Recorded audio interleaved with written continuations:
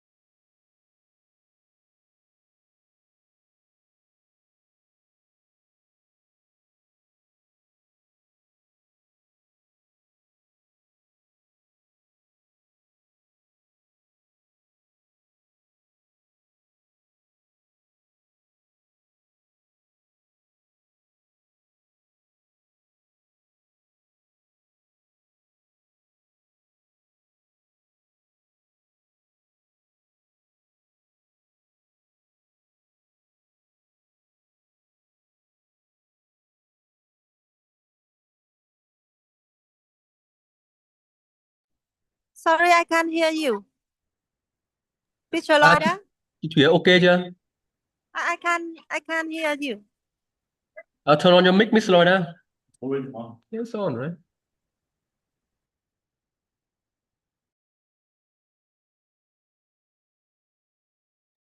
Ate Loida, wala pong ang tawag nito? Volume po.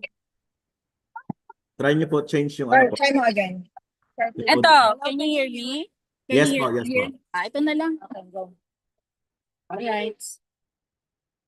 Today we're reading a short story by Gabriel Garcia Marquez. He is from Colombia. It's a he.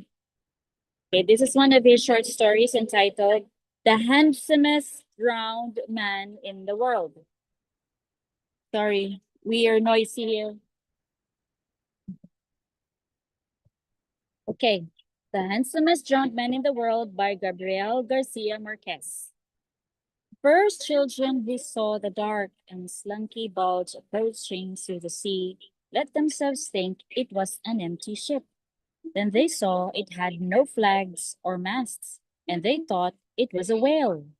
But when it was washed up on the beach, they removed the clumps of seaweed, the jellyfish tentacles, and the remains of fish and flotsam, and only then did they see that it was a drowned man. They had been playing with him all afternoon, burying him in the sand and digging him up again, when someone chanced to see them and spread the alarm in the village. The man who carried him to the nearest house noticed that he weighed more than any dead man they had ever known, almost as much as a horse. And they said to each other that maybe he'd been floating too long and the water had got into his bones. When they laid him out on the floor, they said he'd been taller than all other men because there was barely enough room for him in the house. But they thought that maybe the ability to keep on growing after death was part of the nature of certain drowned men.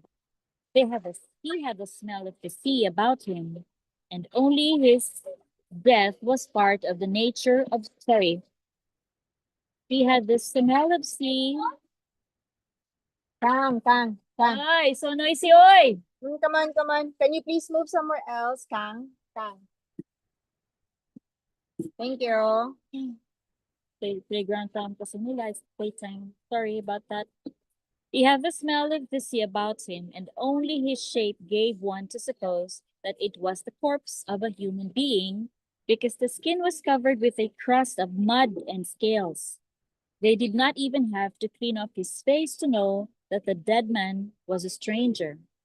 The village was made up of only 20-odd wooden houses that had stone courtyards with no flowers and which were spread about on the end of a desert-like cape.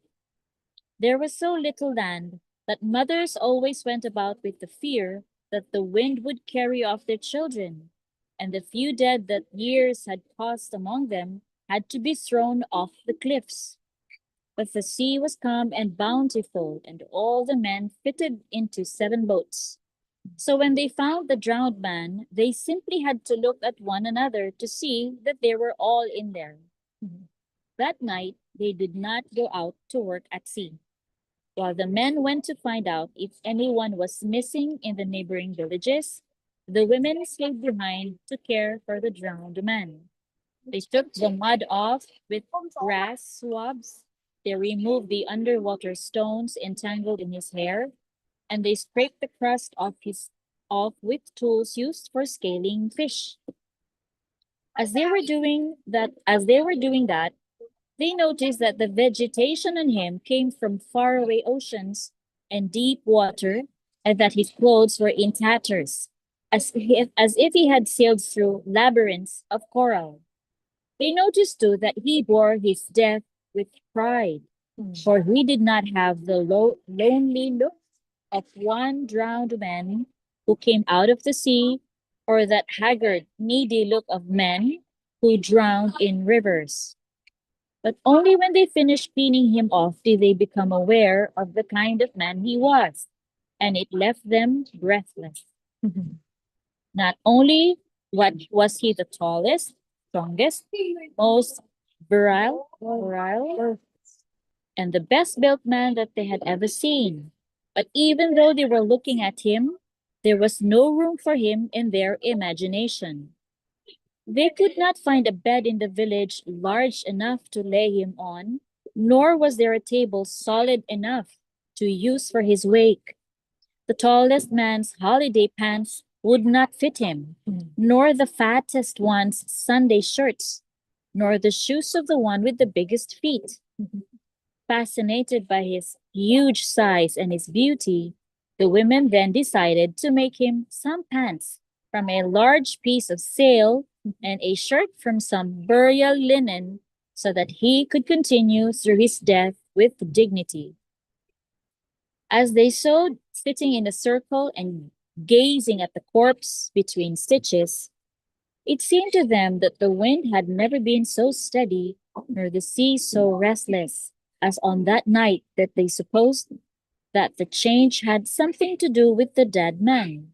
They thought that if that magnificent man had lived in the village, his house would have had the widest doors, the highest ceiling, and the strongest floor.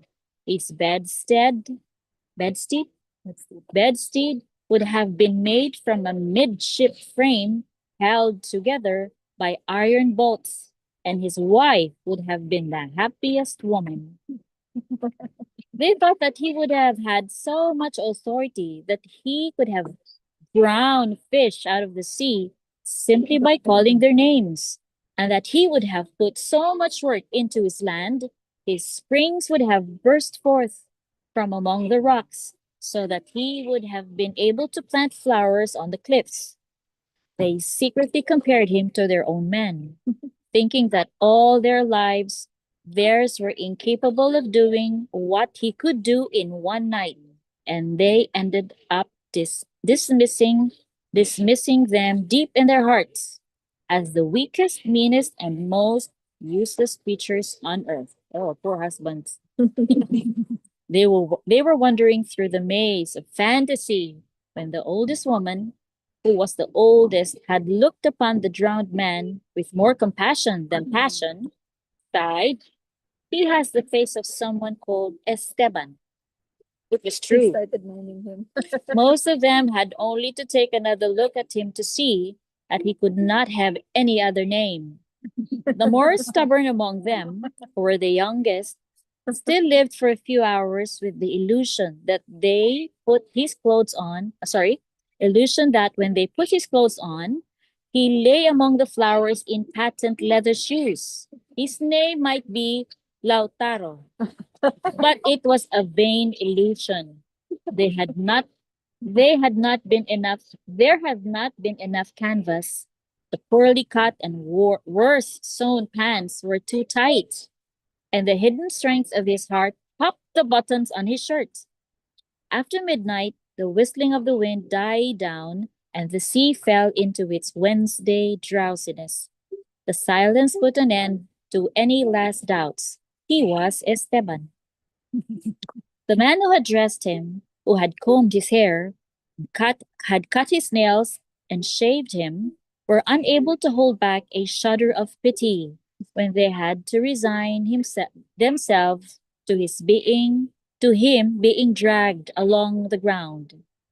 It was then that they understood how unhappy he must have been with the huge body, since it bothered him even after death.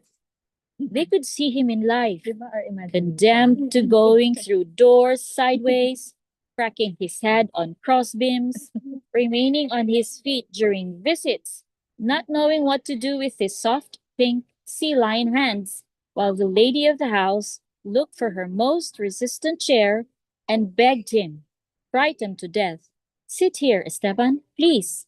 And he, leaning against the wall, smiling, "Don't bother, ma'am. I'm fine where I am." His heels raw and his back roasted from having done the same thing so many times whenever he paid a visit. "Don't bother, ma'am. I'm fine where I am."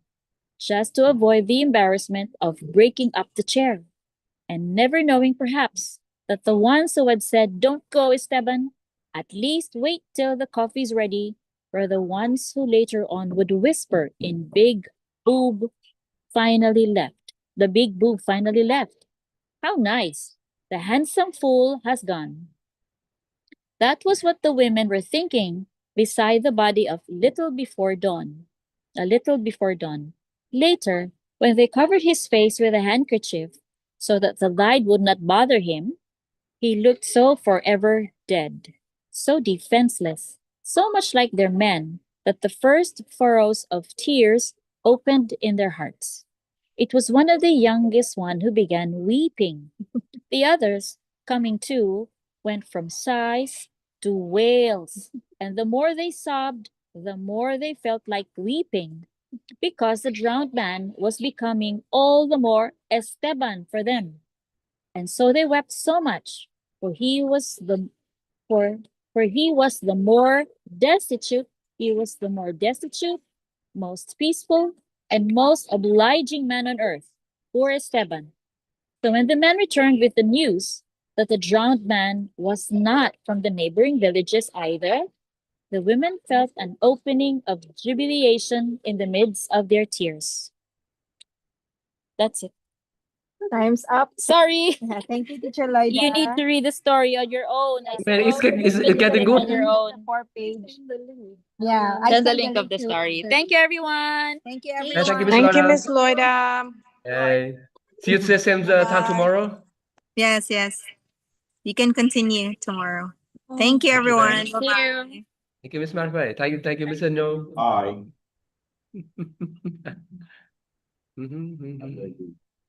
Just Ninh vẫn ở lại đúng không Ninh? Tại đến giờ của Ninh rồi. Ở lại để đọc sách. Em nhắn lên nhóm em đi. Dục mọi người vào.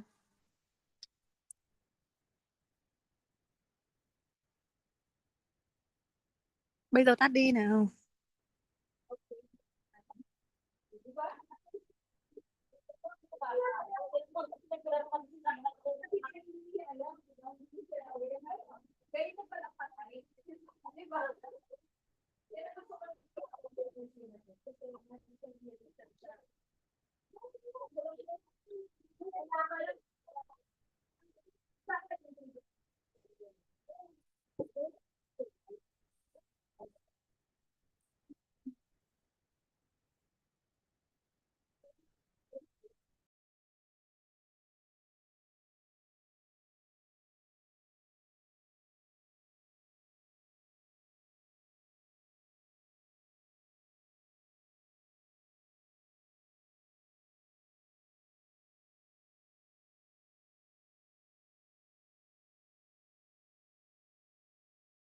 Hằng ơi, Hằng đổi tên đi, đội 1, ghi đội 1 vào.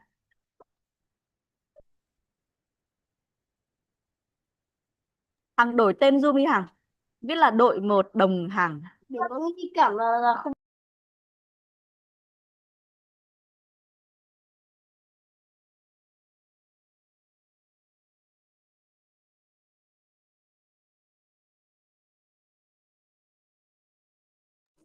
Chào chị Hương, chào Đồng Hằng. Gương mẫu thế nhở?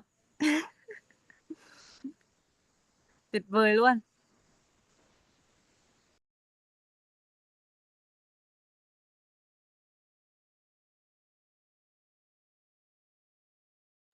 Hay là em cứ bắt đầu à? Tại vì cũng đến giờ rồi.